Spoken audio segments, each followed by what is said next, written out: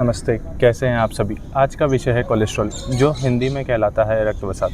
हम सब सुनते रहते हैं कि कोलेस्ट्रॉल हमारे शरीर के लिए ख़राब है, ऑयली चीज़ें, तली भुनी चीज़ें हमें कम खानी चाहिए क्योंकि कोलेस्ट्रॉल बढ़ जाएगा। पर क्या वाकई में कोलेस्ट्रॉल इतना ख़राब है? चलिए आज समझते हैं कि कोलेस्ट्रॉल होता क्या है और इसके बढ़ने से हमारे शरीर पर क्या असर पड़ता है। दोस्तों, कोलेस्ट्रॉल बनाने का काम हमारे शरीर में लिवर करता है। कोलेस्ट्रॉल का काम है कोशिकाएं बनाना, विटामिन डी बनाना और हार्मोन बनाना। क्योंकि यह एक चर्बी यानी लिपिड का प्रकार होता है, इस कारण से ये रक्त में खुद से नहीं बह सकता, लेकिन इसे अपना काम करने के लिए ट्रैवल करना पड़ेगा, कोशिकाओं तक जाना पड़ेगा, जिसका माध्यम सिर्फ रक्त होता है। ये काम अच्छे से कर पाए, इसके लिए हमारा शरीर बनाता है लिपोप्रोटीन। इस लिपोप्रोटीन से चिपक करके ये खून में बहता है और अपने सारे काम अच्छे से करता है।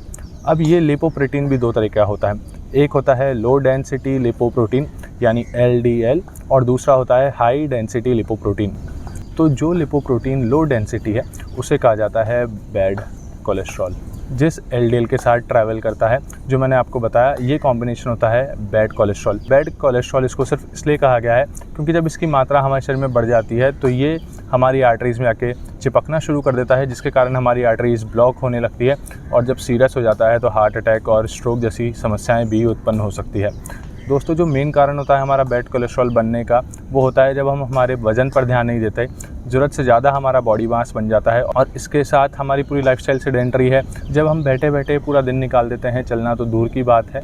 ऐसी लाइफस्टाइल ज़्यादा समय तक रखने से आपको ये बैड कोलेस्ट्रॉल की समस्या बहुत ही जल्दी आ सकती है। लेकिन ये सिर्फ 30% कंट्रीब्यूट करता है फिज़िकल एक्टिविटी के साथ। आपका खान पान आपके लिए बहुत इंपॉर्टेंट है। आप किस तरह का तेल इस्तेमाल कर रहे हैं खाने में, किस तरह का फ़ैट इस्तेमाल कर रहे हैं, ये हमें बहुत समझना ज़रूरी है। कोलेस्ट्रॉल ख़राब नहीं है, लेकिन कुछ सिलेक्टिव चीज़ें हैं जो हमारे बैड कोलेस्ट्रॉल को बढ़ाती है, जो हमें अवॉइड करनी है। साथ ही हमें करना है योग, और इन दोनों के कॉम्बिनेशन से आप अपना जो हार्ट है, अपनी जो आर्टरीज़ है, अपनी जो ब्लड सर्कुलेशन है, उसको अच्छा और मजबूत रख सकते हैं। तो चलिए अब हम योग से शुरू करते हैं। वीडियो के अंत में आपको कुछ खाने से रेमेडीज़ बताऊँगा जो कि आपको फ़ायदा करेंगे अपने कोलेस्ट्रॉल को कंट्रोल में रखने के लिए। तो चलिए शुरू करते हैं आज का हमारा योगाभ्यास। सबसे पहले आपको करना है कार्डियो, जिसके लिए सूर्य नमस्कार यानी सन सैल्यूटेशन बहुत अच्छा होता है। सबसे पहले आप सूर्य नमस्कार के 10 से 15 रेपिटेशन करेंगे। जब आपकी बॉडी थोड़ा वार्म अप हो जाएगी, उसके बाद आप करेंगे ये सब आसन जो मैं अभी आपको करवाऊँगा। तो सबसे पहले हम दंडासन में ऐसे बैठेंगे।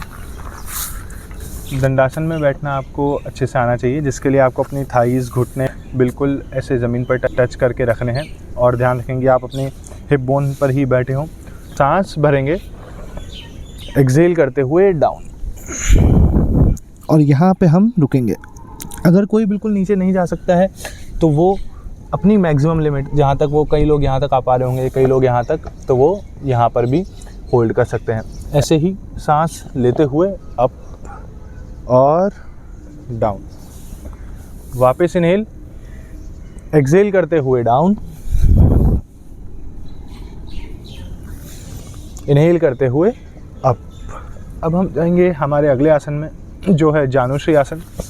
जानुश्री आसन को एक पैर से इस तरह करना होता है। एक पैर को फोल्ड कीजिए आप अपने पेल्विक फ्लोर पे, इसको लगाइए।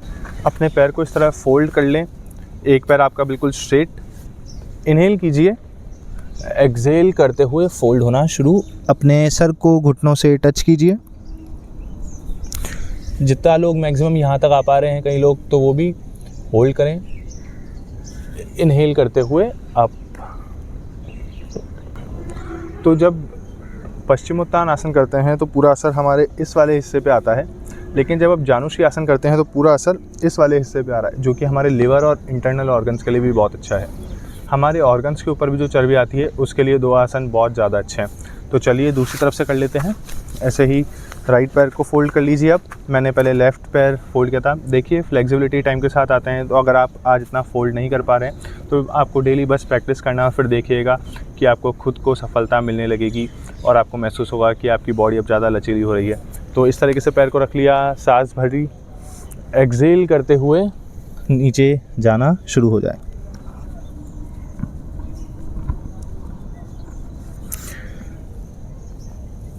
इनहेल करते हुए अप और एक्सहेल करके रिलैक्स। तो ये आसन भी 3 से 5 बार आप कर सकते हैं, मिनिमम 3 बार तो दोनों आसन आपको करने ही है। तो ये हुआ जानुश्री आसन। अब हम करेंगे अच्छ मत्स्येंद्र आसन। तो इसके लिए आपको क्या करना है, 2 तरीके हैं इसको करने के। तो मैं आपको दोनों तरीके बताऊंगा। तो सबसे पहले मैं आपको ओरिजिनल बताता हूं। अगर इतनी ट्विस्टिंग आप नहीं कर पाते हैं तो फिर मैं आपको इसका वेरिएशन बताऊंगा। तो एक पैर जो है आपका वो इस तरीके से फोल्ड हो जाएगा और दूसरा वाला पैर जो है वो इस तरीके से इसके ऊपर आएगा। जब आप ऐसा कर लेंगे तो जो पैर ऊपर है उसका ऑपोजिट वाला हाथ जो है उसको आप ऐसे आगे लेकर के आएंगे इस तरीके से, और ये वाला जो हाथ है इसको सांस भरते हुए पीछे जाएगा। यहाँ पे आपको होल्ड करना है। इसमें आपको लगेगा कि इसमें बहुत डीप आपके शरीर में ट्विस्टिंग आती है जो बहुत ही ज़्यादा अच्छी है। यहाँ पे आपको पीछे देखना है। यहाँ पे कम से कम आपको 5 सेकंड के लिए रुकना होगा। 3 4 5। आराम से सांस भरें और एक्सहेल करते हुए वापस दंडासन में आ जाइए। वापस ये चीज़ दूसरे पैर के साथ करेंगे। लेफ़्ट लेग आपने फोल्ड किया, राइट लेग आपने ऊपर रखा। राइट लेग ऊपर है तो इसका अपोजिट यानी कि लेफ़्ट हैंड इसके ऊपर ऐसे क्रॉस होगा, राइट हैंड ऐसे पीछे।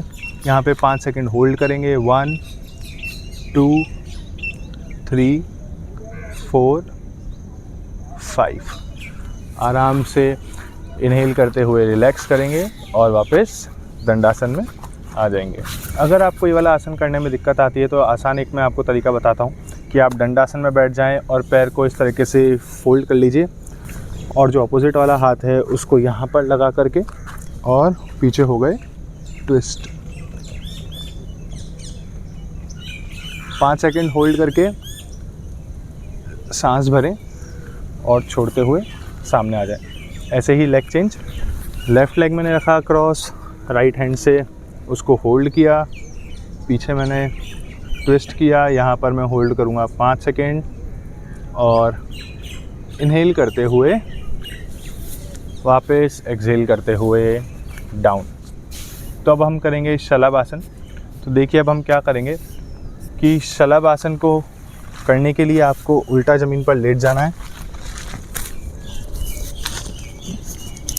बिल्कुल इस तरीके से। दोनों हाथ आपके कमर के बराबर में हैं, दोनों पैर आपके बिल्कुल सीधे खुले हुए हैं और पैर और हाथों को दोनों एक साथ उठाइए। छाती भी आपकी ऊपर हवा में उठी हुई है। 3 से 4 सेकंड यहाँ होल्ड करके डाउन। ये चीज़ हमारे को 2 से 3 बार करनी है। रिलैक्स करके वापस अप। 1 2 3 4 5। चलिए एक बार और करेंगे। 5 सेकंड आपको करना है, लेकिन अगर अभी आप में इतनी स्ट्रेंथ नहीं है तो आप 3 सेकंड भी कर सकते हैं। आप 1 2 3 एक्सहेल करते हुए नीचे। अब इसके बाद आपको उठ के वापस आना है और अब लेटना है आपको पीठ के बल। अब जो आखिरी आसन है वो है उत्तान पाद आसन। उत्तान यानी उठाना, पाद यानी पैर। तो आप समझ जाएंगे कि अब आपको पैरों को उठाना है। अब इसको करने के अलग अलग तरीके हैं। या तो आप अपने हाथों को ऐसे साइड में रखें या हिप के नीचे दबा लें या फिर सर के नीचे इस तरीके से करें। जो तरीका आपको सही लगता है आप उस तरीके से कर सकते हैं। तो आइए शुरू करते हैं। मैंने मेरे दोनों हाथ सर के नीचे लगा लिए हैं। तो स्टार्टिंग में अगर आप एक साथ दोनों पैरों से नहीं कर पाते हैं, इसमें क्या करते हैं कि दोनों पैरों को 90 डिग्री तक उठाते हैं। तो आज स्टार्टिंग में क्या करना है आपको, एक पैर को उठाइए, 45 डिग्री पर रोकिए, 5 सेकंड यहाँ इसको होल्ड कीजिए। 2 3 4 5 डाउन। Leg change 2 3 4 5 down. इस एक्सरसाइज को आप 3 बार करेंगे। फिर इसके बाद 90 डिग्री पे आप एक पैर को उठाएंगे ऐसे 1 2 3 4 5 डाउन। Leg change 1 2 3 4 5 down. यही चीज़ 3 बार, तो यानी 3 बार 45 डिग्री और 3 बार 90 डिग्री। अगर आप ये कर पा रहे हैं तो आप दोनों पैर से भी कर सकते हैं, वो भी मैं आपको करके दिखाता हूँ। तो उसके लिए आप अपने जो हाथ हैं उनको हिप के नीचे रख लें, क्योंकि उससे आपको अच्छा सपोर्ट मिलेगा। तो देखिए कैसे करना है। इनहेल करेंगे, लिफ्ट कीजिए, 1 2 3 4 5, सांस भरें और एक्सहेल करते हुए नीचे आ गए। रिलैक्स करें। एक बार और करेंगे, देखिए 1 2 3 4 5। इनहेल करें और छोड़ते हुए सांस को नीचे। तो इसको भी क्या करना है, 3 बार आपको 90 डिग्री करना है, और अगर आप चाहें तो 3 बार 45 डिग्री का भी ये सेट कर सकते हैं। अब आप आराम से नॉर्मली उठ के बैठेंगे, तब ये सब हो जाएगा। तो इसके बाद आप 5 से 10 मिनट कपालभाति क्रिया करेंगे। अगर आप किसी भी कारण से आसन नहीं कर पाते हैं और आपके पास समय नहीं है, तो खाली बैठ कर के 10 से 15 मिनट कपालभाति क्रिया करने में कोई दिक्कत नहीं है। ये क्रिया बहुत ही ज़्यादा लाभकारी है, सिर्फ कोलेस्ट्रॉल में नहीं बल्कि बहुत सारी समस्याएं जो हमारे ब्लड सर्कुलेशन और दिल से जुड़ी हुई है। इसको खाली पेट करना है, और सूर्यास्त के बाद आपको इसको नहीं करना है, क्योंकि ये एनर्जी बढ़ाता है। कोशिश करिए आप सुबह या दिन में ही इसको आप कर पाएँ। अगर आपका कोलेस्ट्रॉल ज़्यादा है तो ये 2 होम रेमेडीज़ मैं आपको बता रहा हूँ। पहली रेमेडी में आपको क्या करना है कि आप आंवले का इंटेक बढ़ा दीजिए। चाहे आंवले का जूस पी सकते हैं, आंवले का अर्क ले सकते हैं, आंवला आपको खाने में ज़्यादा लें, वो आपके लिए अच्छा है। और दूसरी रेमेडी है लौकी का जूस। जी हाँ, लौकी का जूस बहुत ही ज़्यादा अच्छा होता है। प्रूवन है, लौकी में बहुत ही ज़्यादा ऐसे न्यूट्रिएंट्स हैं जो हमारे कोलेस्ट्रॉल के लिए बहुत ही अच्छे हैं। सिंपल आप ग्राइंड करके कपड़े में छान करके भी ले सकते हैं, या फिर आपके घर में जूसर है तो वैसे भी आप ले सकते हैं। लौकी को अपने खाने की सब्ज़ी में भी ज़्यादा इस्तेमाल करें। इसके अलावा आप जो तेल इस्तेमाल करते हैं, हर तरह का तेल अलग अलग तरह का होता है। सैचुरेट फैट से आप बचाव रखें। ये समझ लें आप कि अभी आपको अनसैचुरेट फ़ैट खाना है। जो तेल हम लेते हैं जिससे हमारी सब्ज़ी बनती है, वो हमारी अनसैचुरेट फ़ैट से बनी हुई हो। तो मैं कुछ एक लिस्ट डाल रहा हूँ, तो आप ये देखें कि आप कौन सा तेल ले रहे हैं। Olive oil, canola oil, sunflower oil, कौन सा अनसैचुरेटेड ऑयल है, ये देखकर ही आप ख़रीदें और इनका प्रयोग करें। इसके बाद आप अपने खाने में ओट्स, सोयाबीन ये ज़्यादा लें, और डेयरी प्रोडक्ट्स थोड़े कम करें। डेयरी प्रोडक्ट्स में जो बटर और लिपिड्स होते हैं वो हमारे कोलेस्ट्रॉल के लिए अच्छे नहीं हैं। अगर आपको कुछ ऐसी शिकायत है तो कुछ चीज़ें आपको अवॉइड करनी है और कुछ चीज़ें ज़्यादा लेनी है। कलरफुल सब्जियां जो होती हैं उनको आपको ज़्यादा लेना है, क्योंकि उनमें एंटीऑक्सीडेंट्स होते हैं, विटामिन्स होते हैं जो हमारे शरीर के लिए बहुत ज़्यादा अच्छी होती है। तो आपको पता है कि कौन सी चीज़ हमारे को खानी चाहिए, कौन सी नहीं। पर तेल का इस्तेमाल आप बहुत ही जाँच परख कर करें। तो ये चीज़ें आप कर सकते हैं अपने कोलेस्ट्रॉल को कम करने के लिए। पर जैसा मैं हमेशा कहता हूँ, चाहे आप कुछ भी करें, पर योग को अपनी लाइफ में ज़रूर इंट्रोड्यूस करें। दोनों चीज़ें करें और फिर मुझे अपना फ़ीडबैक दें कि आपको कैसा लगा। आशा करता हूँ कि आज का वीडियो आपको पसंद आया हो। अगर ये वीडियो आपको पसंद आया तो लाइक कीजिए इस वीडियो को, सब्सक्राइब कीजिए मेरे इस चैनल को, ताकि मैं ऐसे ही आपको स्वस्थ रखने में अपनी भागीदारी निभा पाऊँ। मैं आशीष जैन, एक सर्टिफाइड योगा वेलनेस इंस्ट्रक्टर। फिर मिलूँगा एक नई वीडियो में। तब तक स्वस्थ रहें, खुश रहें।